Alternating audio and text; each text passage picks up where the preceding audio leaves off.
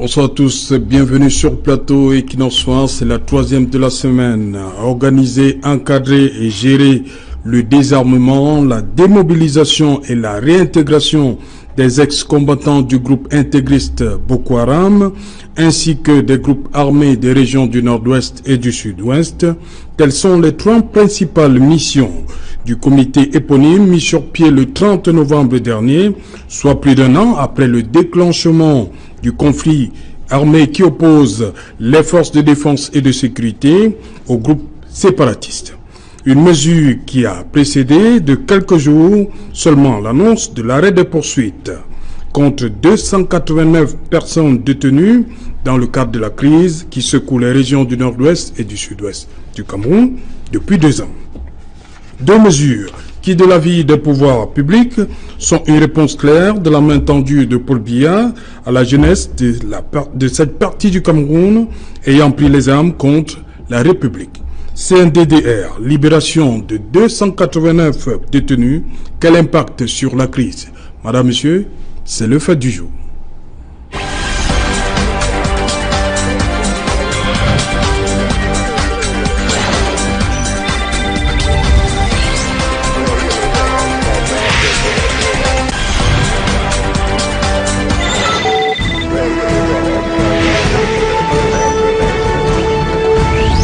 CNDDR, libération de 289 détenus. Quel impact sur la crise? Pour en parler, je suis pour le moment avec barrister Richard Tamfou. Bonsoir. Bonsoir, Serge Alain. Voilà, bienvenue sur le plateau une fois de plus. Merci de m'avoir.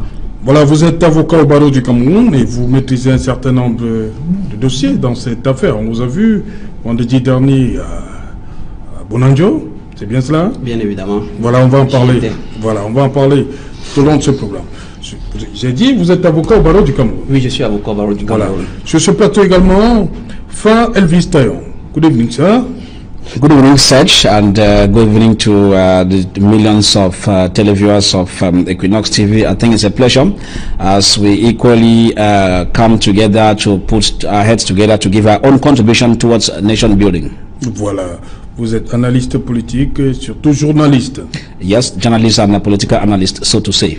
Je reste avec vous, Elvis. Dites-moi, beaucoup pensent que c'était une chance, ce CNDDR, c'est une chance de réinsertion sociale pour ceux-là, comme on dit, qui ont pris les armes contre la République. Well, I think that we call it a movement of trial and error.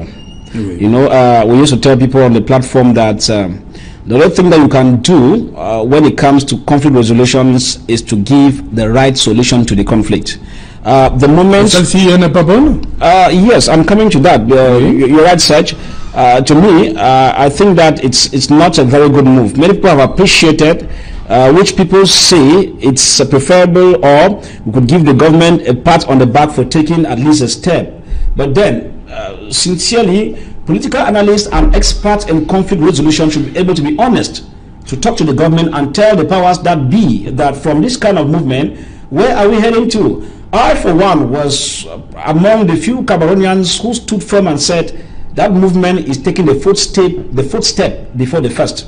And many people did not. Some told me that you have to give the members a try and all the like.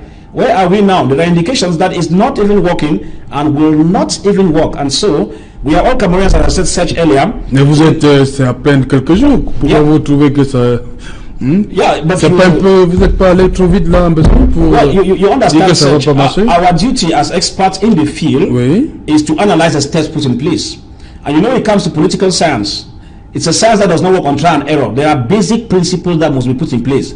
If you come to conflict resolution, you don't do what we call jigsaw puzzle on issues of that nature, which means there are steps to take to resolve a conflict.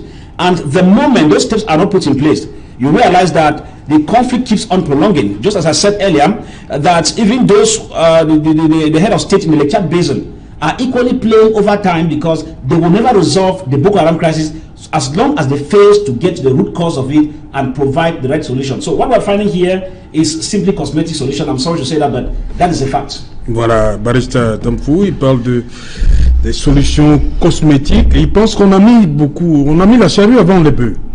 Déjà, j'aimerais d'abord indiquer que le terme à lui-même, quand on dit une commission nationale de désarmement, démobilisation et réintégration. Vous avez un problème avec ça? Oui, ce sont des gros mots parce que quand tu regardes comment les conflits sont résolus, oui. Quand on parle de désarmement, j'aimerais savoir, est-ce que dans une phase de 2 conflits, est-ce que c'est la partie qui est au conflit ou qui est en train de lutter cette guerre qui a ce pouvoir de mettre sur pied un programme de désarmement? Donc le gouvernement est juge et arbitre. Exactement, je suis en train de m'interroger. Ça pose problème. Oui, déjà ça c'est pour le désarmement. Maintenant, la démobilisation, ça veut dire que bon, peut-être les 2 combattants remettent les armes. Il faut les rassembler, oui. Il faut peut-être détruire certains et garder peut-être d'autres qui sont peut-être de bon utile. Maintenant, je me demande, quand ils vont se désarmer, est-ce que dans ce décret qui les nomme ou bien qui créait cette commission, est-ce que le gouvernement a pensé à comment est-ce qu'ils vont être réintégrés, puisque ce sont des hommes, on peut dire des militaires, ou bien je ne sais pas comment le terme approprié. Des personnes armées. Armées. Ouais. Bon, comment est-ce qu'ils vont revenir dans la société pour être intégrés comme des civils? Est-ce qu'il y a tout cela? Oui, je crois que le décret du 30 novembre a prévu tout ça. Bon, il y a une partie désarmement, c'est bien clair. Démobilisation, c'est bien clair. Réintégration, c'est bien clair. Bon, qu'est-ce qu'on entend dans chaque mot? Non, moi je pense que déjà d'abord, il fallait d'abord qu'on appelle à un cessez-le-feu. Cessez-le-feu. Oui. Ça, c'est la première des choses. Et après qu'on ait cessé le feu, qu'on ait un pacte de paix, ça veut dire qu'on accepte que nous voulons la paix et on en tire des conclusions. Et bien peut-être après, remettre la gestion de cette commission à une tierce partie. Parce que moi, je ne comprends pas. Donc vous avez un problème avec Fayengo Francis, qui est le coordinateur?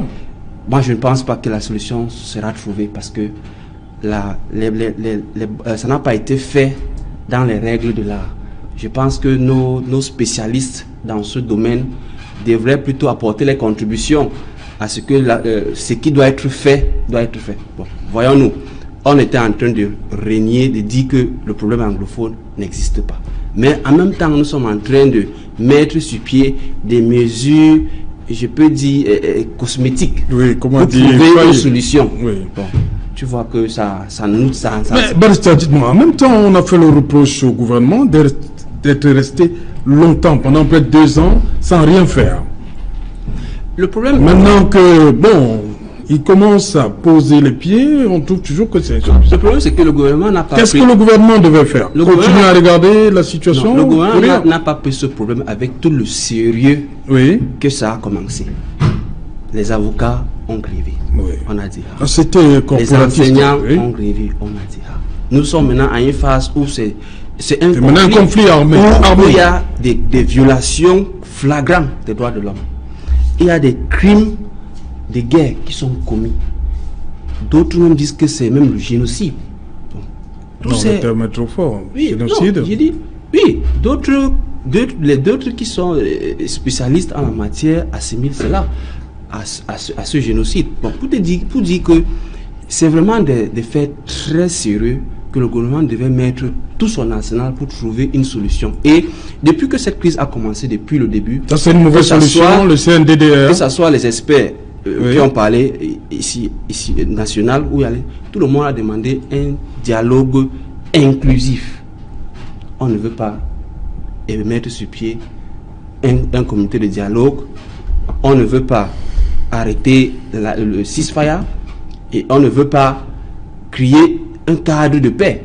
Même le All General Conference qui est en train de vouloir mettre... Bon, ça c'est...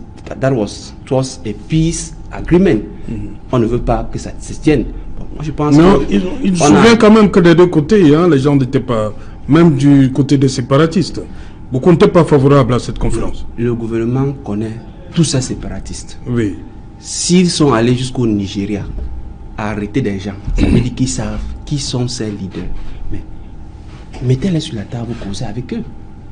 Comment est-ce que vous voulez désarmer? Vous êtes juge et parti. Vous voulez désarmer des gens qui ont pris des armes. Vous ne mettez... je me demande bien comment ça pourra se passer parce que Je pense que oui. Donc pour vous, il faut une force d'interposition. This is like we are putting the cats before the horse. Oui. The right thing has to be done. J'irai avant le bœuf. Vraiment. Ok, il nous a rejoint sur ce plateau. Eric Pépin Bikaï, bonsoir. Bonsoir Serge Jalel, bonsoir à l'ensemble de mes co-panélistes.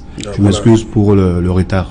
C'est lié à des embouteillages qui sont de plus en plus nombreux à cette veille de fin d'année. Voilà, ce comité-là qui vient d'être mis sur pied par le président de la République, vous y voyez des chances parce que Elvis dit que ça ne va rien donner tellement. Non, est-ce qu'on pourra désarmer véritablement, démobiliser et réintégrer ceux-là qui ont pris les armes contre la République? Non, déjà il y a un fait, c'est qu'il y a une partie de nos frères, de nos enfants, oui, de nos parents qui ont pris les armes contre la patrie. Oui. Cela sous-entend qu'il y a un problème. Oui. Au-delà de tout ce qui s'est passé avant, parce qu'en réalité, j'ai l'impression qu'on a mis beaucoup de temps, beaucoup d'énergie pour alimenter cette guerre. Et on n'a même pas autant pour pouvoir essayer de comment je peux expliquer cela? Pour essayer de trouver des solutions. Conflit. Oui. Et la paix se construit. Moi, je pense quand même que c'est une fuite en avant parce qu'au préalablement, il y a le All Anglophone Conference qui insistait et qui continue à insister à tenir une assise préalable pour essayer de trouver les voies et moyens pour pouvoir poser les bases d'un dialogue national inclusif. Parce que voyez-vous, je suis de ceux qui pensent que on ne peut pas aller au dialogue national inclusif sans toutefois savoir qu'est-ce qui fait problème. Parce qu'on reste sur un problème corporatiste des enseignants et des avocats préalablement.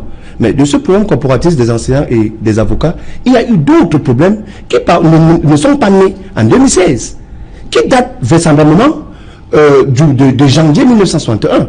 C'est-à-dire la mauvaise unification qui a été servie en... Je crois que nos frères de la partie anglophone ont mis ça sur la table à EAC1 en 93 et EAC2. Voilà. Donc c'est parce qu'ils disent qu'ils n'ont pas vu les choses véritablement bouger de ce côté-là. Pour moi, il est donc préalable que le gouvernement fasse des pieds et les mains pour que le All Anglophone Conference essaie de tenir une assise, discute entre toutes les parties prenantes pour qu'on sache exactement ce qui ne va pas. Quel est le point d'achoppement pour cette crise-ci. Et par la suite, on pourra s'asseoir au niveau national dans le cadre d'un dialogue inclusif pour qu'on essaye de tabler effectivement avec une feuille de route préalablement sortie de la All Anglophone Conference. Et on m'avait dit la dernière fois que la séance du 22 novembre ne pouvait pas avoir lieu parce qu'il y avait des insécurités à Buea. Moi j'ai ri parce que j'ai dit, la plupart de nos frères qui quittent le nord et le sud-ouest, ils se réfugient où? Ça veut dire que la territorialité n'est pas la condition sine qua non pour la tenue de cette assise. Cette assise peut être tenue n'importe où, dans les quatre coins du territoire camerounais. Moi, je pense que c'est Non, le lieu avait déjà été arrêté. Vous n'allez pas remettre ça en question. Ils ont dit que ça va se tenir à Buea. Si c'était que Buea crée le problème d'insécurité, on pouvait le tenir par exemple à Douala, ça pouvait être tenu à Ebolova, ça pouvait être tenu à Sangmelima. C'est toujours le territoire camerounais. Ça, c'était les initiatives pour qu'on essaye de ramener la paix. Bon, maintenant, il y a un comité national de réinsertion de démobilisation. C'est une bonne initiative. Mais, quelles sont les parties prenantes à cette initiative? Parce que jusqu'à présent, on n'a pas encore désarmé. Jusqu'à présent, il y a encore des belligérants qui sont tapis dans l'ombre en brousse et qui attaquent les civils et les militaires en même temps. Mais pourquoi essayer de mettre la charrue avant les bœufs? Pourtant, il y a des mécanismes qu'on peut explorer pour pouvoir essayer de ramener la paix dans cette région-là. Ok, il y a, pour parler de désarmement, le décret du président dit exactement ceci: accueillir, désarmer les ex-combattants, collecter, répertorier, stocker les armes, munitions, remises volontairement par les ex-combattants. Est-ce que vous qui allez de ce côté-là de manière fréquente, est-ce qu'il y a une volonté, quand vous discutez avec des gens, il y a une volonté de commencer à implémenter cette mesure-ci? Well, I think, Serge, you are asking a very good question. I don't want to go detailedly as I am the one giving the reply, because I said earlier, the government has the intelligence services to know. As Barrister earlier said, they know who to dialogue with, they know what to do, and they have the response on the ground, sincere responses. But they seem not to tell the people exactly how the responses move. And so I might not be at a better place to say whether the people are there or not, because the next thing will be like I'm the spokesman for whatsoever. And so I am looking at it as a political analyst who is out to give just what is supposed to be there. Now, the main thing here is, as I said, as we're moving on, if the powers that be had direct relatives on the ground where the fighting is taking place, I am sure the solution would have been there along. The bad thing I'm saying is that most of those who are in Yaoundé have taken their close relatives from the war-torn zones, and they are feeling very okay in Yaoundé. And so the poor man is there getting the gunshots. Imagine last Sunday I was in my village. I come from Guloko village in Ndegbe Central Subdivision. I was caught in the crossfire, I personally. And so I've been telling people that in the aspects, in the present conflict, no one can say that he is very, very secure. Myself, I'm not secure. The military is not secure. None of us are secure. When I was caught in the crossfire on a market day known as Tad Market in my village, you could find me rushing into the bushes. I was somersaulting in the bushes because I had to run for rescue. And so these are issues that are clear. Now, a man who has been on the field, who listens to the sound of the gun several times, is different from a man who stays in Yaoundé, air comfort condition, comes down to the field in armored cars and goes back without understanding what it takes. So at the end of it, if you look at the text you just cited, put in place by President Paul Biya, you see that you would not be asking somebody to drop his arms. They'll be collected, they'll be rehabilitated. I mean, we don't just say things in the air like that in conflict resolution. It doesn't move. Why am I saying so? The man who had been riding his motorbike, for example, and earns 2,000 or 2,500 francs per day, right? Now he has gone into the bushes, probably because his father's house was burnt, his uncle was killed, his mother was burnt that's alive while in the house, and he has gone into the bush while.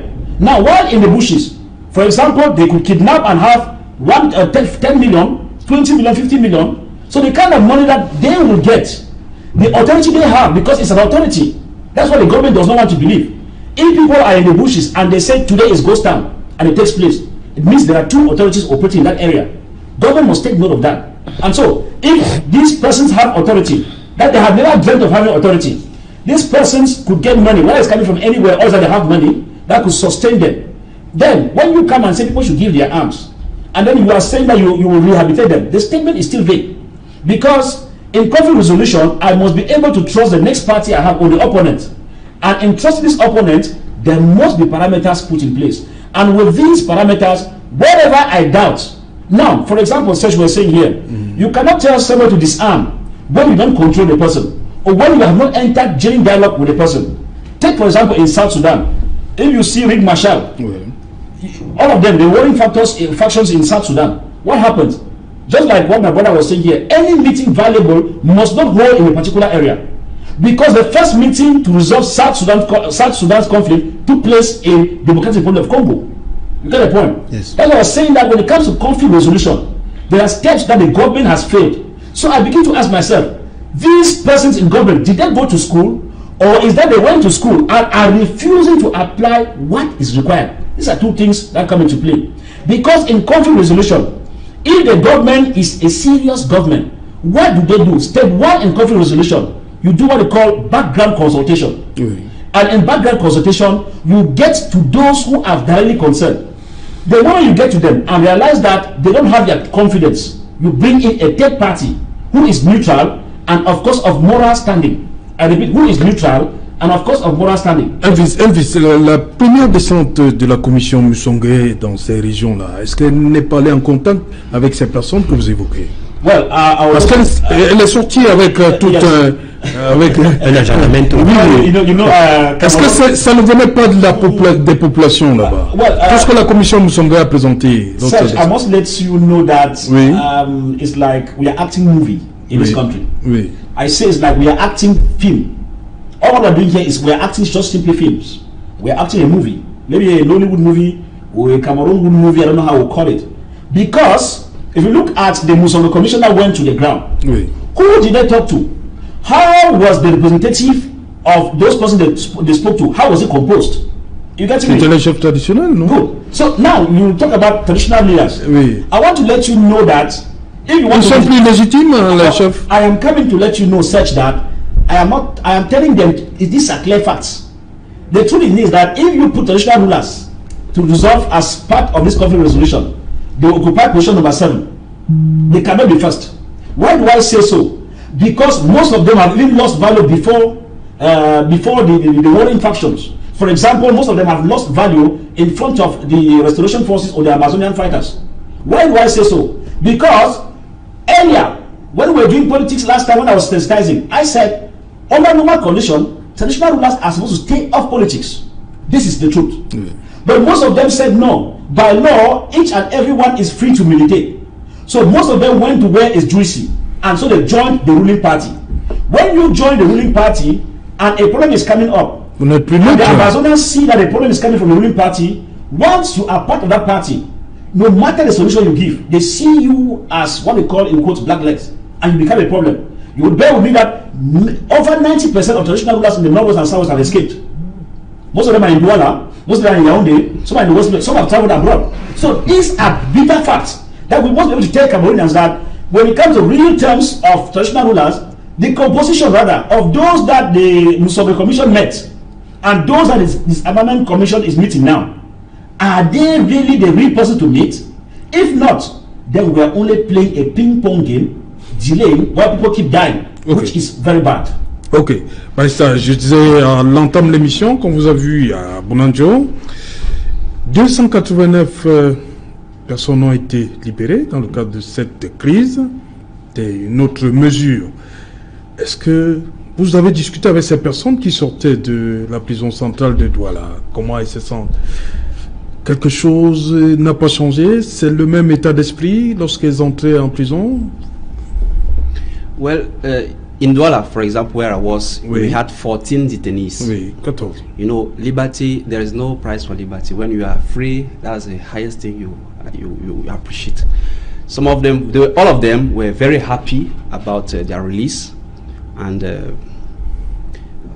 like a lawyer for some of them, I felt it as a victory because my clients are free. But I would like to go further to tell the head of state that we should not, if we are about to resolve this crisis, right? We should not only limit ourselves to the number of people we release. Oui. If we are in a sincere government, I think if we want to resolve this crisis, I don't see what it benefits the head of state to release all those who have been arrested within this crisis. Release all of them. When you start to release some and you limit to the offenses of misdemeanor. Vous avez une idée exacte du nombre? Yes, we have more than thousands in the prisons. I visited Kondengi, I visited Buya, I visited Bafoussam. No, I didn't go to Bafoussam. I visited Douala and Bamenda. The number is alarming. So to tell you more is that we should take the gesture of the head of state with a pinch of salt, because if sincerely he's that father who wants to resolve a problem, he should not be selective. He should do same. There are some who have already been sentenced. They were also expecting to maybe benefit from this hand. Mais il y a la grâce présidentielle. Hein? Yes, exactly. Exactly. Ça concernait ceux qui avaient les affaires pendantes. This was just BBC n'était pas concerné. Criminal proceedings against people who were still in court. So I myself am still waiting for the presidential grace or amnesty. So which I think in his quiet office he will do something favorable so that we really put an end to this crisis. And just to add to what my co-panelist was saying, Elvis Tayon, we all witnessed the failure of the Bilingualism Commission when they went visiting. You see, the president still thinks that those who are representing the Anglophone community are the ones that you managed to who were in office during maybe the 80s or the 70s. No, the Anglophones have gotten people. The Anglophones have new leaders. So all these people like Mafani, all Anglophones who were in that commission, the population don't trust those people anymore. That is why you see the commission, the bilingual commission has, as of now, yielded no fruits. And if that is the same reasoning that he took to put in place this National Disarmament Commission, it will yield again no fruit, because these people are not they don't have any respect vis-à-vis the society. Vous parlez de l'émergence d'une nouvelle classe, et vous voyez au Cameroun ou bien la diaspora? À Bobala, vous voyez, à Bobala et les autres? Of course. Oui. À l'étranger aussi, même ceux de la diaspora? Exactly. Oui. Some are on exile. Oui. They are free to come back home. There are some that when they just speak, like we're experiencing a series of ghost town. Where is that order coming from? They will declare that today is ghost town and everybody will respect. All respect. So I think if the government intelligence services were very composed and how to do the work, they will know who are the leaders or who are the ones giving these orders. Approach them and let's really have that dialogue we are all advocating for. I think we should be serious, and the more we continue to drag with this crisis, it is deepening every day because innocent lives are dying, people are suffering unnecessarily. I, for one, I hail from Donga Mansoum. I can't go to my village because it is. Depuis combien de temps vous n'êtes pas allé au village, dans votre village? I think since the last 1 year, I've not been able to go to the village because it's a no man area. You will not even see people there. So imagine my colleague the co-pilot just said he went to his village and caught himself in a crossfire. So these things are real, and if these people who are in Yaoundé or in command of this country were having their children or relatives in this area, things will have evolved. So we should be serious over the issue, and I pray that when the presidential grace should come, we should release all who have been arrested, and from there we think solutions we can have a start of a solution. Éric Pépin, tout le monde reste accroché à la libération, parce que ça devient comme un préalable. Il faut que tout le monde soit hors de prison. Oui, mais pour que le Comité national de désarmement, démobilisation et réinsertion ait tout son sens au niveau juridique, il faudrait que on n'arrive pas non pas à la loi, à la grâce présidentielle du 31 décembre 2018 de l'année en cours, mais qu'on arrive à une loi d'armistice, véritablement. Parce que il est à prouver qu'il y a effectivement guerre sur le terrain entre deux parties, peut-être qui sont difficilement dissociables, parce qu'il s'agit des enfants d'une même mère et d'un même père, mais il y a effectivement guerre. Donc, si ce comité doit avoir tout son cadre juridique nécessaire, il faut que le président de la République promulgue une loi d'amnistie générale, et maintenant on mette sur pied des mécanismes pour que ceux qui sont encore en brousse, en train de pilonner, de maintenir leur position, qu'ils rentrent au niveau des villages et qu'ils acceptent volontairement déposer les armes. Puis va suivre la réinsertion et la démobilisation, et on va parachever par un grand dialogue national. Ça veut dire qu'il y a des préalables. Il ne faudrait pas qu'on arrive à des mesures cosmétiques.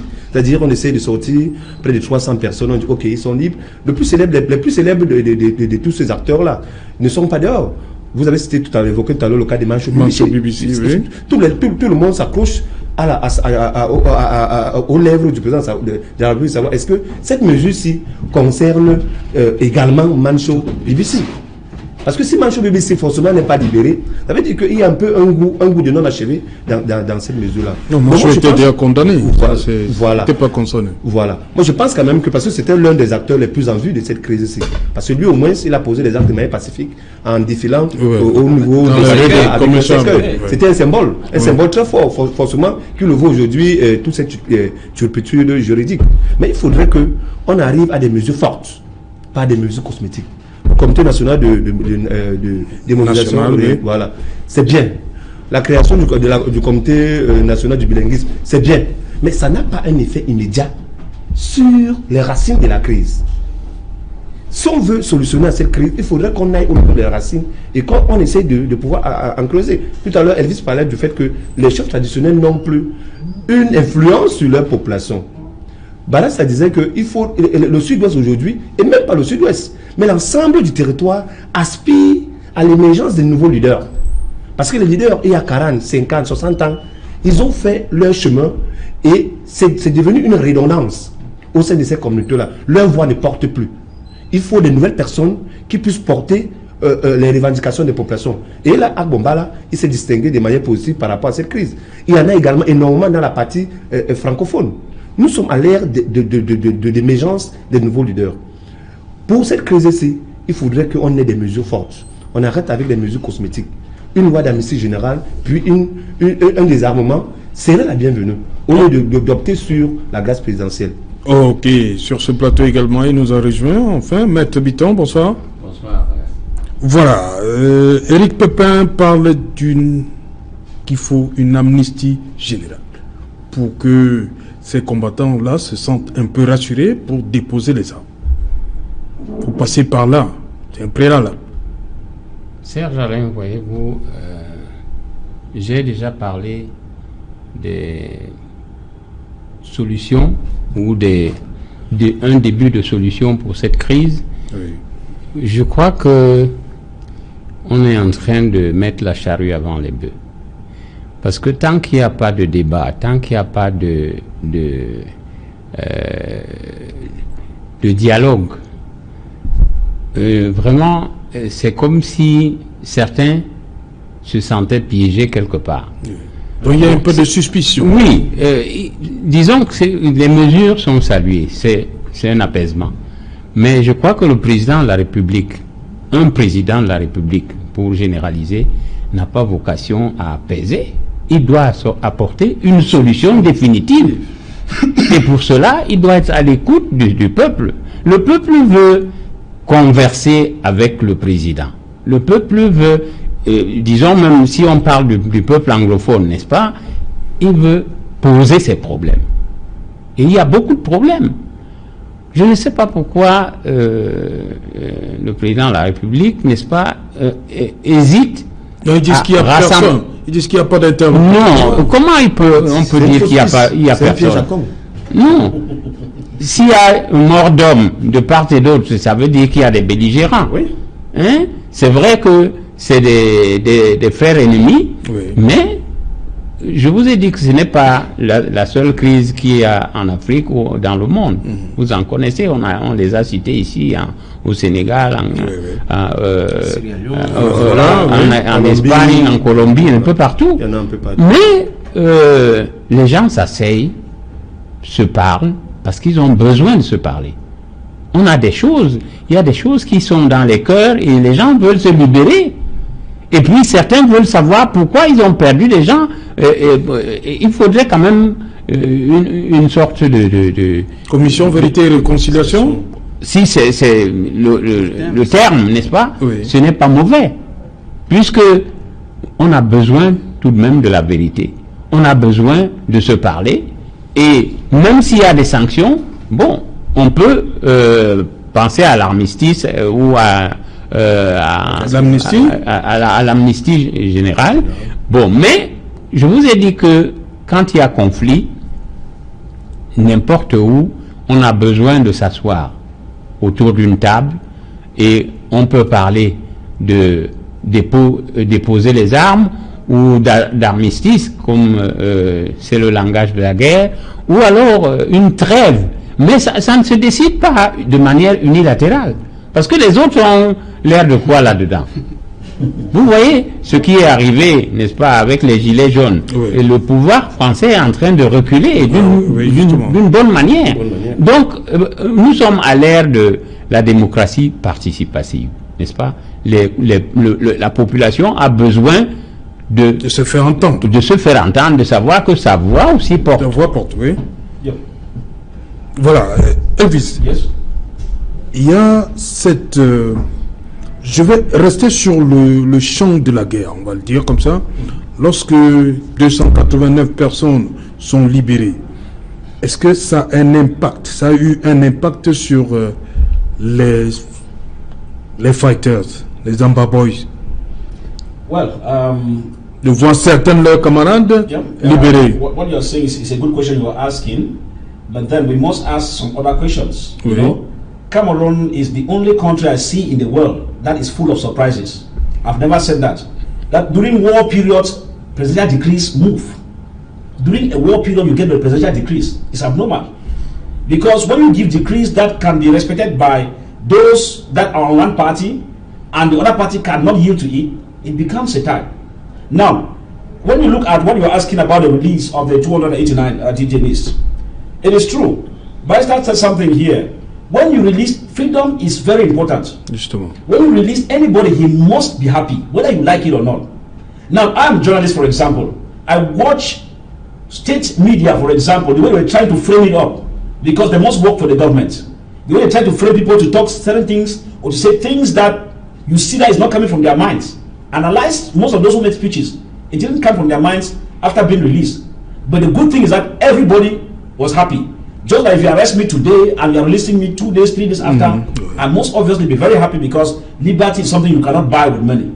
All right. Now, in this case here, when we look at the release here, we start asking ourselves, now, with those who have been released, do they have an impact on the crisis? That is why I say that the way I see people around President Paul Biya, I doubt the kind of advisors we have. I see professors around him. I see people who have studied international politics, international relations. I start asking, did these people really go to school genuinely or they bought the certificate overnight? Because when you are proposing a solution to the head of state, those that are to be released should equally include those that have impact. For example, when we're looking at it in the case of Agbonbala, when he was released, people were happy. But now what is happening? I have been telling the state, the more you keep people under detention, the more the situation goes out of hand gradually. And it will become, the more it becomes complex to bring it back to normal. Now, those who have been released are happy. When I say that the release and the disarmament has got nothing to do in terms of resolving this conflict, what is the evidence? The evidence is that after people were released, 2 days, that same night rather, the next day there was fighting in Kumbo. I mean fighting. There was fighting in parts of Bafut and parts of Bamenda. Last Monday, around Azri, getting to Ademeta, Hokoko area like that, gun battle for over 8 hours. Military have been wounded. We don't know whether there were other casualties like that, but we saw Amber boys who were on the ground too. Meaning that, how can the government committee be on the ground commission? People have been released and fighting is still going on. The other day, assistant commissioner for special branch in Ndop was gunned down. Vehicle trucks were burned down along the way. You can imagine what I'm saying here. Now, if you look at it critically, those who say that they are giving solutions, is this the solution when you put in place commissions and the fighting is escalating? For the past 1 week, the fighting has increased. It looks as if the disarmament and the release instead came and fueled the crisis. Therefore, when you talk to government officers as a proposal, if you are releasing, if people hear that Siseko has been released, because when you talk about disarmament, you talk about people coming together and to give up the arms. There must be some leaders who can order them to give, because we are not their leaders. It's clear. The government is not the leader to those fighters in the bush. It's simple. Yeah. The government did not give them arms. The government did not sponsor them to fight the government. And so, those who are sponsoring them are the only ones who can tell them, wait a bit, and they wait. So, I doubt the kind of solutions the government is. And the ping-pong game we play, I say, day in, day out, causes more damage to human lives, properties, and even to the economy of Cameroon. Because if you come to Douala, for example, Douala has 3 times the population used to have. Why? People have migrated from southwest, northwest, and they are taking refuge here. And that is why I said earlier on this platform that we are going to witness increase in crime waves than before. In the English-speaking area, is already there. You have guys who disguise as amber fighters. They kidnap people for ransom and they ask money. You have people who knock people's doors in the night. I had a colleague the other time, a journalist, who wrote to me midnight that they are calling knocking his door and it's sitting to break that until he comes and attends to them. Now you cannot tell, could it be amber fighters? Could it be armed robbers? It becomes very complex. And where are we heading to now? Because we have a wrong solution being put in place, we think that if the government is serious, these things should be dissolved. Not dissolved, they should be suspended, for example. And we get another system. What is it? The government has intelligentsia unit. They know those to contact. We don't need the media. They go background, talk with them, get to a consensus before they start taking the next stage. That has to do, what do we do? For someone to order his troops in the bush to lay down arms, he must be sure that what they are telling him is real. The moment he doubts you, he needs a third party that he will trust. And he will be sure that if he's dropping his arms, you will not set him up. Look at the work they are giving to the Disarmament Commission. Every day, they keep on telling people, don't be afraid, come out. Why? Because people are afraid. So, if a commander somewhere in the diaspora or in Cameroon, You cannot talk with him. Don't expect his fighters to drop his gun when you are not the one commanding him, because surely he's paid or he's been fed by a superior body. So these are realities that when I see us looking at solutions, it looks as if we are not Cameroonians. But if we are Cameroonians and the government is the Cameroonian government, they should know that if you liberate Ayuk Ceesay Tabe and the rest of them, they are free in total. Then you get to meaningful dialogue. You get even those in the diaspora in a platform in an area where nobody's afraid that you will. Of course, if you ask them, they might tell you, let's go to Equatorial Guinea. They could propose any area, and if you are sincere, I said earlier in Sudan, Riek Machar himself and Salva Kiir, their meeting took place in Democratic Republic of Congo. Why? Because the rebel leader was not sure that if he comes to Juba, he would not be arrested. And once they went to the Democratic Republic of Congo, held that meeting, the first thing now, the next step was they had a release of prisoners on both sides. These are issues we say unconditional release. Unfortunately, we are singing song every day here. Barista Tamfou, comme il a dit Elvis, il faut passer d'abord nécessairement par la libération de ceux qui ont une emprise sur les combattants sur le terrain. Bien évidemment. Donc forcément, c'est les leaders qui sont encore emprisonnés. Exactement, bien évidemment. Il est vraiment. C'est sûr que si on les libère, ça va. Le moment où l'État du Cameroun va identifier qui sont ces donneurs d'ordre. Oui. Pour ceux qu'ils ont arrêtés, libérer-les et utiliser ces personnes. Donc parmi les 289, il n'y avait aucun donneur d'ordre. Oui, quand tu vois, c'était des gens complètement innocents. Ils ne représentent rien à ce qui se passe. Ils ne sont pratiquement, ils ne servent à rien. Donc, moi je pense que si vraiment nous voulons les choses se faire au sérieux, le président peut relaxer Sissoko et son cabinet, puisque c'est là, c'est son cabinet, et faire venir ceux qui sont à l'extérieur, qui donnent des ordres. Que bon, maintenant, je veux que nous arrêtons le feu. Ou on arrête le feu et on vienne au Cameroun, parce que Elvis c'est un problème, il dit qu'il faut tout dépendra d'eux. Oui. Si nous trouvons que c'est la négociation, si nous trouvons que si eux trouvent, ou bien les deux parties trouvent que le Cameroun est approprié, ne présente pas des garanties, ou bien si le Cameroun présente des garanties que eux jugent acceptables, je ne vois pas l'inconvénient. S'ils voient que bon, vraiment c'est pas correct, allons soit peut-être au Tchad, qu'ils se déportent là-bas et que tout se passe comme il le faut. Donc moi je pense que le problème du gouvernement, c'est que ils se disent que en voulant résoudre ces crises par des moyens militaires, soit arrêter les gens et ceci, c'est plus qu'ils sont encore en train de crever cette crise. Le co-panéliste parlait des nouveaux leaders. Mancho BBC est arrêté. Vous pensez que si aujourd'hui vous relaxez tous les autres, vous ne relaxez pas Mancho BBC, vous aurez fait quoi? Rien. Vous relaxez peut-être Ayuk et autres, sans relaxer peut-être vous n'aurez rien fait. Donc le mieux serait de relaxer tout le monde qui a eu trait à cette crise, identifier, eux ils savent, ceux qui sont à l'extérieur qui donnent des ordres, et s'il y a d'autres encore au Cameroun qui donnent des ordres, les inviter à une table. C'est ce que la communauté nationale et internationale appelle un dialogue inclusif. Si cela est fait, moi je pense que nous allons trouver la solution dans les 100 jours qui vont suivre. Donc je pense que nous avons la solution entre les mains, mais nous ne voulons pas la mettre en application. Maître Bitton, c'est ça? Ça passe nécessairement par la libération de... On ne doit plus mettre pour des délits. Cette expression doit disparaître? Oui, mais je crois que c'est des calculs politiciens. Oui. Ici, vraiment, quand on veut... Parce que c'est la paix du Cameroun tout entier qui est en jeu. Mais bien sûr, elle est en jeu. Et on ne doit plus faire des calculs politiciens. N'est-ce pas? Quand on dit qu'on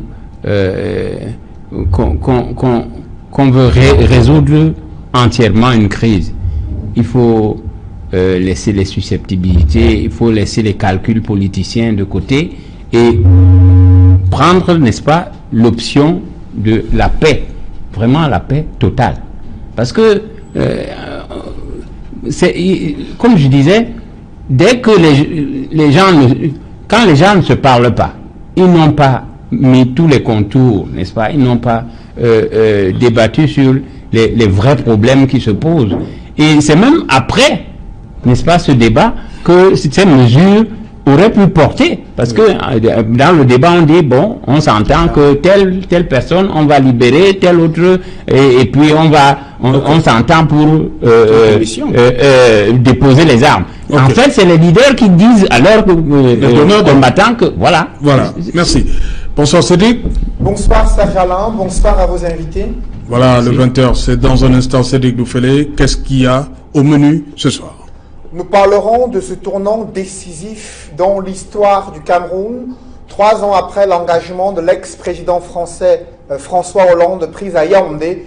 La France vient de déclassifier les archives sur les épisodes douloureux de la lutte pour l'indépendance du Cameroun.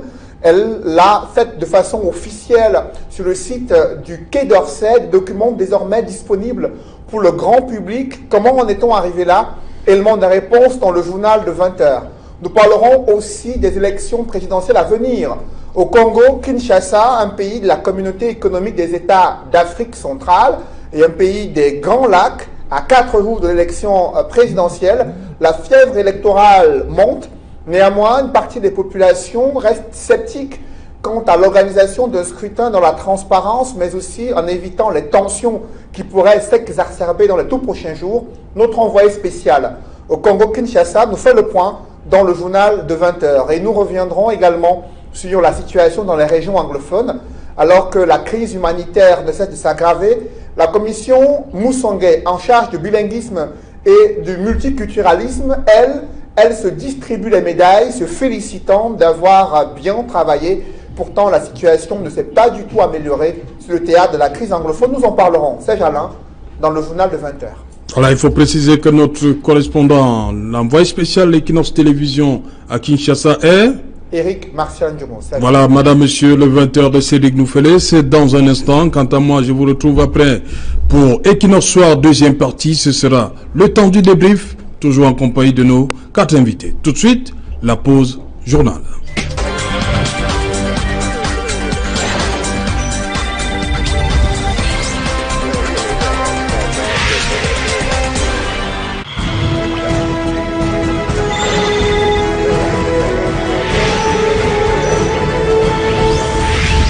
Equinox Soir, deuxième partie, le temps du débrief, toujours en compagnie de Eric Pépin Bikaï, Faye, Elvis Taillon, Baristia, Richard Tamfou et Maître Martin Bitton. Dites-moi, Maître, la Commission nationale du bilinguisme et du multiculturalisme, on l'a vu dans l'élément, elle a été mise sur pied en janvier 2017 et aujourd'hui, on la suit dans le reportage, 2 sessions et déjà des lauriers. Ça vous choque alors que la crise est loin d'être résolue? S'enlise. Elle s'enlise même. Cette autoglorification. En tout cas, ça ressemble à une comédie. Une comédie? Oui, je crois que c'est digne d'un film, n'est-ce pas? Je crois que c'est de la comédie, et puisqu'il s'agit d'un problème tragique, moi je crois que c'est la tragicomédie, parce que on ne comprend pas qu'une commission comme celle-là, qui au départ, n'est-ce pas, était bien réfléchi. C'est une bonne chose que de faire une telle commission, mais il faut qu'elle prenne la mesure de sa tâche, de ce problème, de ses missions. Bon, je ne sais pas si en 6 mois, on peut faire le bilan d'une commission comme celle-là, qui est appelée à travailler d'arrache-pied pendant des années.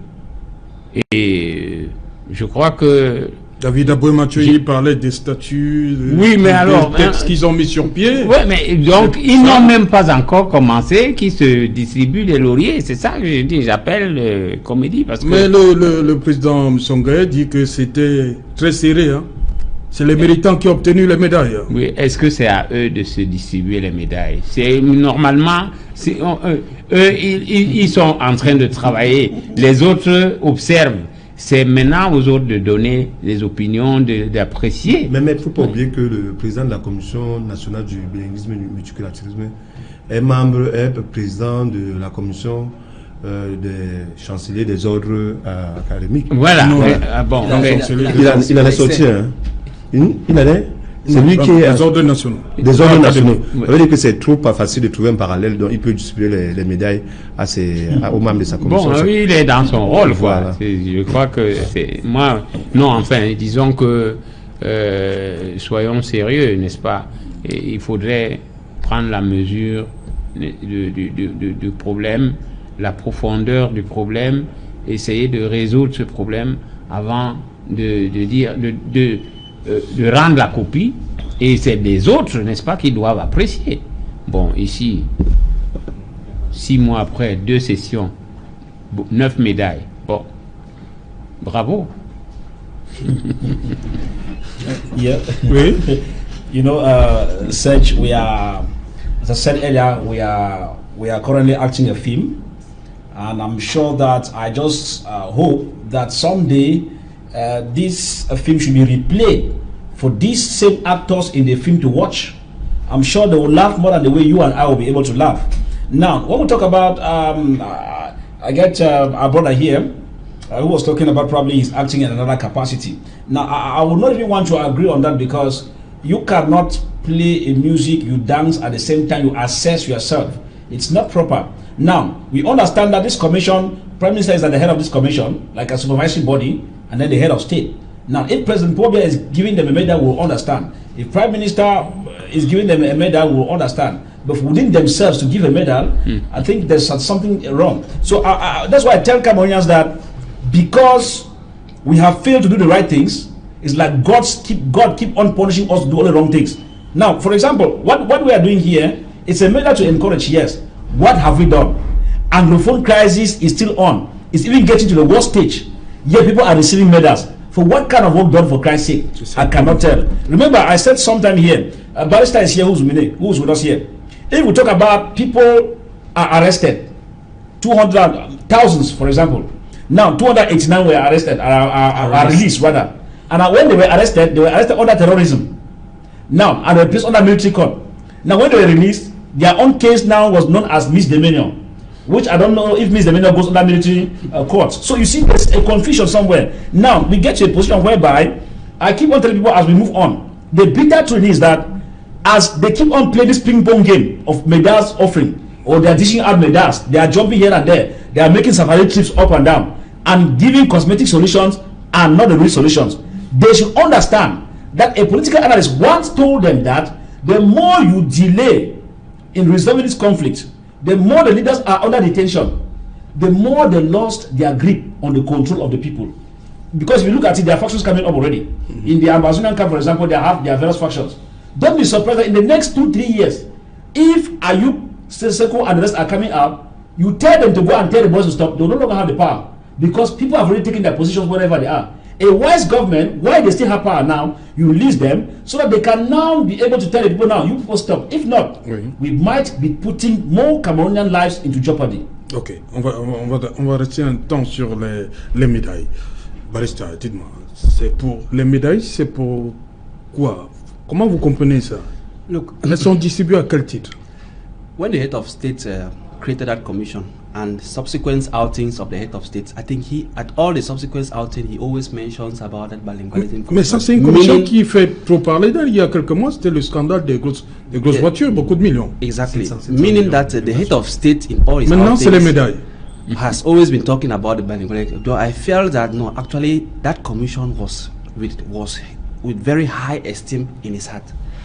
Just looking at what is just happening now, I'm really wondering that who is assessing their works? Are they the same people assessing themselves? C'est pour service rendu, les médailles là. I am as well confused because I believe that commission was created with regard to a particular subject, and it had a mission, a defined mission, which we all know was to see how to resolve or reduce the Anglophone crisis. We are instead living from worse to worst, and people are today celebrating themselves over is it for the worst we have obtained or is it for the goods? Because if it is for the goods, I'm surprised. Are they the ones to say yes, we are satisfied of the job, or is it the head of state who created a commission and who is waiting for results? I think we should be serious and we should come out from this film and face the reality. We should not keep on making ourselves fools. The head of state, if you followed his outings after that commission, he keeps on repeatedly saying that he has created the Bilingualism Commission, which I believe that he knows or he's waiting a lot from them. And after 2 sessions, people cannot just sit and say you have achieved and you want to celebrate and you are distributing. To me, it's a shame on us. Éric Poupin, décidément cette commission adore les gratifications. Hein. Après les grosses voitures, maintenant c'est les médailles. Oui, mais ces gratifications. En moins de 2 ans d'existence. Ça parle beaucoup plus au scandale. Parce que tout le monde peut se faire une autocritique de cette commission. Déjà, elle n'est pas là où elle devrait être. Et ses objectifs ne s'y pas avec le contexte. Elle était chargée de faire la promotion du bilinguisme et du multiculturalisme, c'est-à-dire le vivre ensemble. Est-ce que les Camerounais vivent ensemble? Est-ce que tous les Camerounais sont bilingues en moins d'un an et demi de l'existence de la commission? Là, on peut dire non. Mais de temps en temps, quand même, elle veut trouver des escapades pour se réjouir avec des médailles. Je faisais le parallélisme maintenant entre le président de la commission nationale du bilinguisme et du multiculturalisme, qui est par ailleurs chancelier des ordres nationaux. Ça veut dire que on peut faire tout simplement le parallélisme. C'est-à-dire qu'il trouve un temps pour gratifier les membres de sa commission de quelques médailles qu'on va mettre sur le... Non, soyons un peu sérieux. Mais il dit que c'était très sérieux, la sélection. Soyons sérieux. Cette commission n'a pas encore fait ses preuves sur le territoire national. Vous avez peut-être les critères que...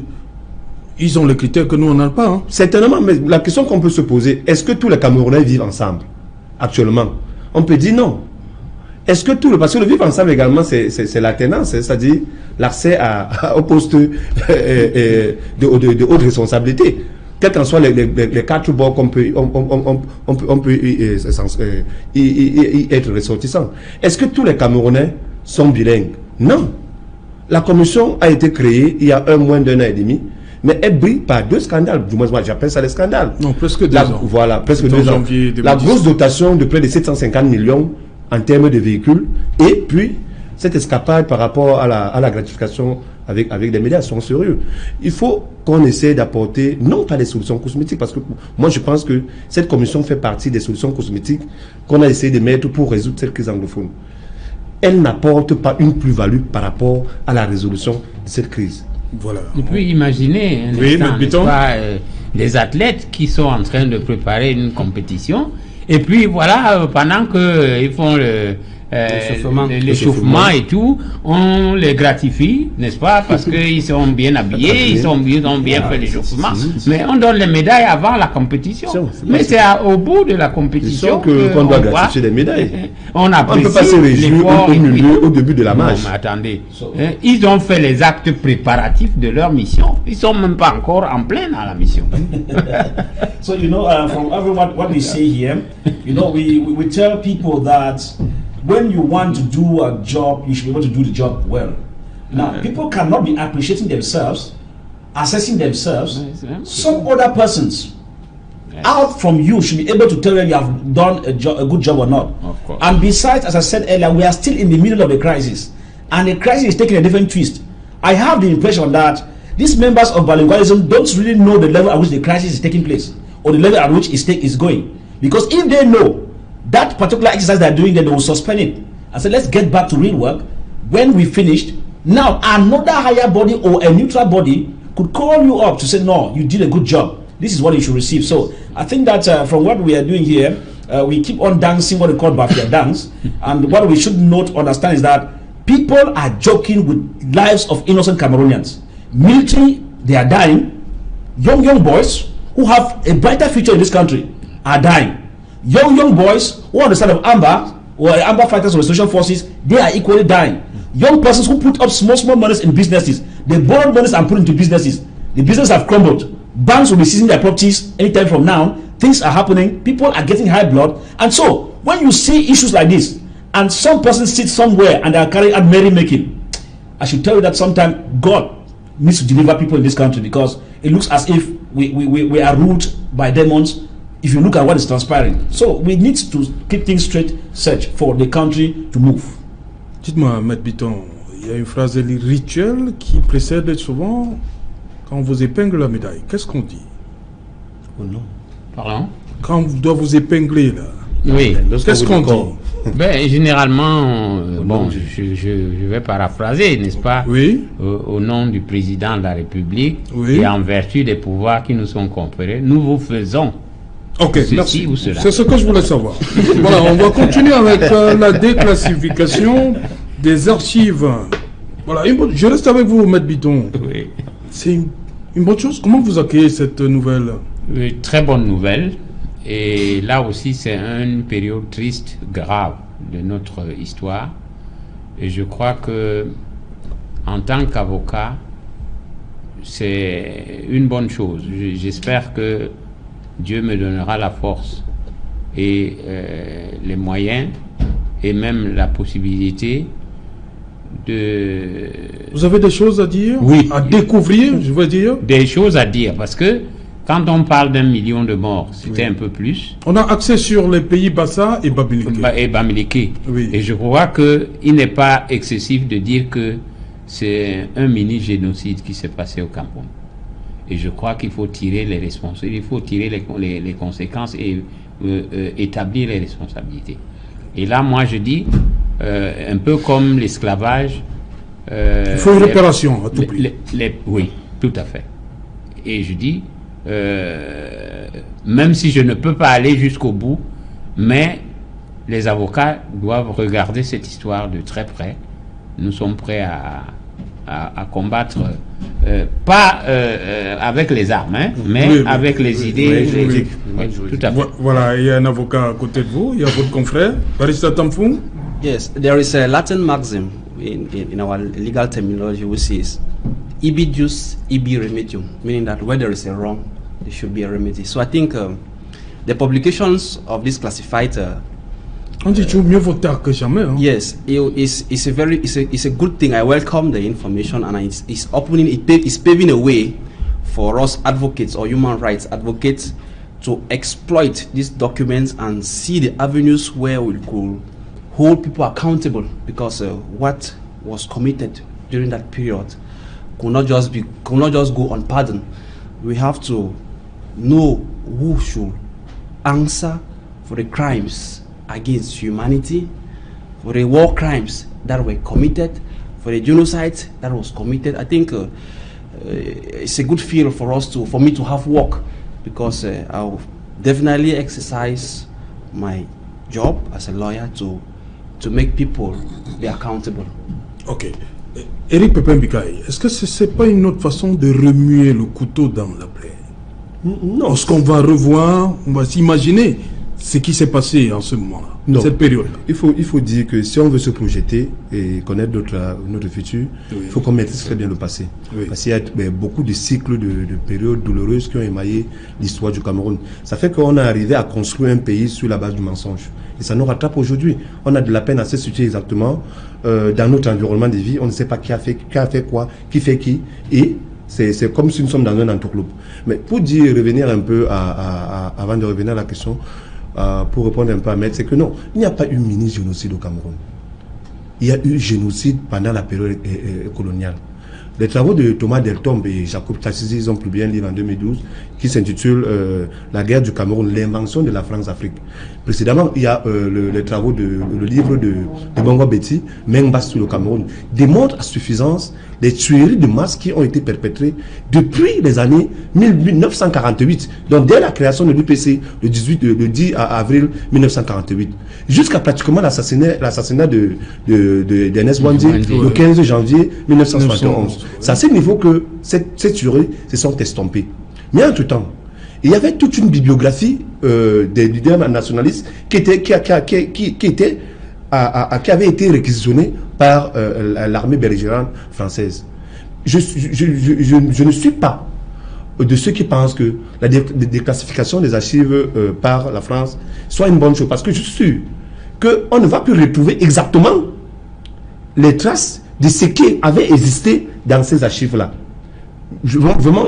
Ma bonne foi ne me permet pas de dire que c'est une bonne chose. Et puis quand vous lisez un peu le site internet, vous vous rendez compte qu'ils n'ont pas demandé à l'État du Cameroun d'engager des émissaires pour pouvoir avoir accès aux archives, comme les Rwandais l'ont fait avec le génocide de 1994. On demande que ça peut être consulté par les chercheurs, les étudiants. Or, l'histoire du Cameroun est émaillée d'incongruités. À partir de la violation du statut même de gestion du Cameroun. On commence par la période allemande et puis par la période anglaise et française. Donc les avocats ont du pain sur la planche. Il faudrait qu'on attaque sur le plan international l'ensemble de ces trois puissances pour qu'il y ait des récompenses. Pour que les familles qui sont en dehors sachent exactement ce qui s'est passé. Pour qu'on nous dise exactement qu'est-ce qui a été à l'origine avec les fausses, de la création des fausses communes dans les villes de Diakom à Ekité. Qu'est-ce qui s'est passé en octobre 1955 à Mont, dans l'arrondissement de Dibang, dans l'Union Okele? Qu'est-ce qui s'est passé avec les camps de concentration créés dans la région de l'Ouest? Mais je ne suis pas sûr qu'on peut avoir les réponses dans ces archives-ci. Les travaux précédents, les rapports oraux de ceux qui ont été des acteurs de cette crise sont là. Pour la plupart, ils vivent encore. Mais ce n'est pas pris en compte. Mais il faudrait qu'on essaie un peu de se remuer. Il faudrait que les avocats essayent un peu de monter des plaidoiries pour que l'ensemble de ces trois puissances qui ont violé le statut international de la relation qu'il est liée avec le Cameroun essayent de mettre sur pied des mécanismes de réparation. Peut-être ça peut être un aspect qu'on pourra explorer pour pouvoir amorcer notre développement. Okay. Parce qu'il y a eu une violation flagrante du droit international en ce qui concerne la colonisation du Cameroun par l'ensemble de ces trois puissances, l'Allemagne, la France et la Grande-Bretagne. Alvi, sur cette nouvelle, il faut s'en est une. Hein? Yes, for me, even the classified information is coming late. When I say coming late, because if Africa was the way it was, we would have been managing our tribal wars and would have been taking care of them. Now, with the coming of colonial masters, the Germans came in. Then the British and the French came in. They altered so many things. Our sociological and anthropological component is not in its original form as per se. And if you look at, I think Professor Victor Gilosgo wrote in one of his books, The Real History of Cameroon, and I attended one of the launching session where he made it clear that the history of Cameroon has been distorted. Now, when you have things being distorted from the back, from the foundation, it has an influence and an impact, what we call a future impact on the society, whether you like it or not.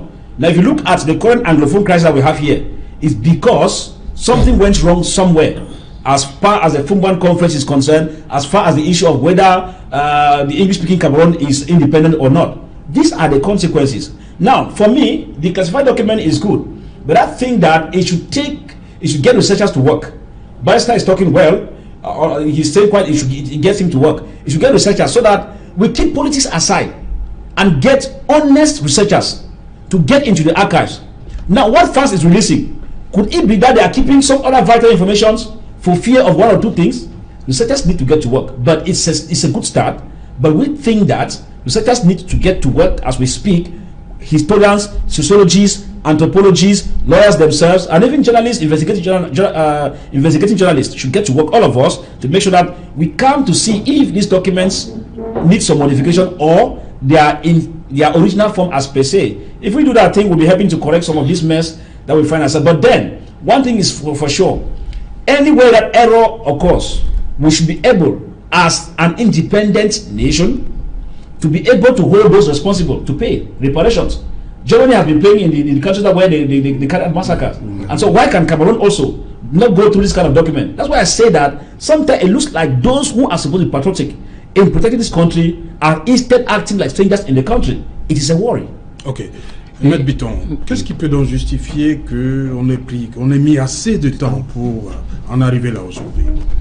Qu'est-ce que la France avait à cacher aux yeux du monde? Je crois que ils ont des choses à se reprocher.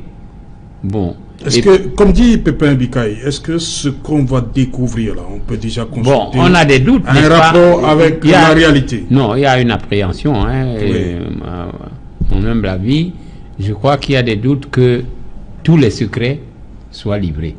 Mais seulement, vous savez, mieux vaut tard que jamais. Oui. Et moi je dis, Vous savez que l'Afrique a été engagée dans la Deuxième Guerre mondiale aux côtés de la France, de l'Allemagne et autres. Je crois que ce qu'ils nous donnent là, ce n'est pas le fruit de l'amitié. Parce que normalement, on devait nous protéger, mais ils ont plutôt enfoncé le clou. Et c'est là où le bas blesse. Et je dis donc que c'est une bonne chose. Les experts vont suivre les traces. C'est un peu comme les gens qui font les découvertes, n'est-ce pas, les paléontologues, ils vont, à partir de là, être orientés. Et ça va quand même compléter l'histoire du Cameroun, parce qu'il y avait un pan qui était complètement inconnu. Voilà. Ok. On se souvient quand même que ce jour-là, au Palais de l'Unité, c'est le PDG Equinox Télévision, Séverin Tchouké, qui avait poussé le bouchon plus loin, qui avait poussé le président Hollande à bout. Tout à fait. Vous êtes d'accord, vous vous souvenez? Oui, c'était le 3 juillet 2015. Oui, que c'est le président Tchouké qui avait poussé. Certainement parce que le président Tchouké sort d'une famille qui a vécu les massacres de 1900, des années indépendantistes. Moi-même, je les ai vécus. Voilà, presque nous tous, parce qu'on dit souvent que tout Camerounais conscient est celui-là qui a au moins eu un parent qui a milité dans la lutte anti-indépendantiste camerounaise. Mais il faut dire que, moi je continue à dire, je ne crois pas à la bonne foi de la France. Parce que, après, comme le disait Maître tout à l'heure, après la Première Guerre mondiale qui s'est achevée en 1945, mais il y a eu un tournant marquant dans l'histoire de l'Afrique francophone.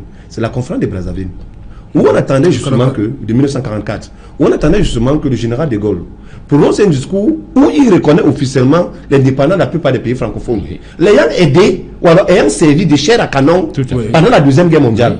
Mais le bonhomme n'a jamais prononcé le mot indépendance. Il pensait plutôt à la communauté française. Et c'est à partir de là que commencent toutes les tensions, avec ceux-là qui ont donné de leur sang pour libérer la mère patrie française.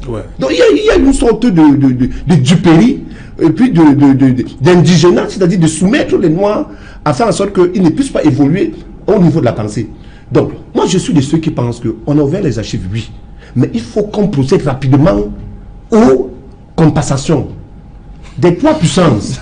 L'Allemagne d'abord, parce qu'ils nous ont énormément chicoté, 30 ans. Oui. Ensuite, la France qui a violé le statut de mandat dès 1922 et de tutorat dès 1945. Il faut qu'on procède aux compensations. Notre peuple a énormément souffert. On en souffre encore. Nous sommes traumatisés par cette colonisation plurielle et multiculturelle. Il faut qu'on arrive à des compensations. Voilà, le mandat, c'était on commence en 1919 au sortir de... avec la SDR. Voilà. Oui, au sortir de la Première Guerre mondiale. Barista, il y a toujours cette suspicion qui est là. Est-ce que ce qu'on va consulter là a un rapport avec la réalité du terrain? Vous comprenez la suspicion qui naît là? Yes, what the co-panel is saying is very pertinent. Oui. Why is it only coming up now? Voilà. That's taken too long. So, and we are afraid that they have not released everything. Mais en même temps, ils vont nous dire que mais vous avez demandé que ce soit déclassifié. That is why he says people should go to work. Oui. We should. Donc vous avez du boulot là. Exactly. Oui. The whole, not only lawyers, oui, journalists and all the other cause that researchers should go to work, exploit those documents, and make sure that those who are responsible, the people or the nations who are responsible, should be brought to book, accountable. People are suffering. People are still suffering. People have suffered. People are still suffering. So I think we should. It has just paved the way for us to be into active work and see what to be done. Ouais, je crois qu'on va revenir là-dessus dans une édition de Equinox Soir. On va donc sortir avec la fameuse la CNDDR. Well, vous avez dit vous êtes pessimiste sur toute la ligne. Vous avez vu Fayengo Francis tout à l'heure. Yeah, il est arrivé à Boya. Yes, I saw him arriving. Il vient toucher la réalité du terrain. I think his move is not getting to the reality on the ground. Comment ça? Vous voulez qu'il reste à Yaoundé, Fayengo Francis? Now, when I say so, what does it mean? Oui. When you go to the field, that meeting the stakeholders, I keep on saying this and I'll say this several times. Oui. When you move to the field, that meeting those directly concerned, it is a cosmetic solution. That's why I'm saying that. Peut-être qu'il va le faire. That's why I'm saying that probably he has the way to do it. Off camera, il peut le faire. But what we're saying is that once the error has been done, by not doing groundwork, by moving to create the disarmament commission, it's really a question mark. Okay. Now, the truth in it is that when people work in a commission, it's not an independent commission. That commission is answerable to the head of state. Yeah. And if those who are fighting the government are fighting the head of state, it means that there's no way they can listen to that commission because they themselves are not in accordance with the head of state. So, and remember, the commission has an activity to carry out, but it is not touching those concerns. So the moment, that's why I said that, I repeat, the only person who can solve this Anglophone crisis now is only President Paul Biya. Any other person coming around will be working on cosmetic solution. Voilà, merci, cher monsieur, d'être venu. Merci Éric Pépin. Merci Serge. Voilà, merci Barista Tafo. Merci Serge Alain. Merci Maître Merci Serge Alain et merci à tous nos millions de téléspectateurs. Voilà. Madame, monsieur, c'est ici que prend fin ce numéro et qu'il en soit.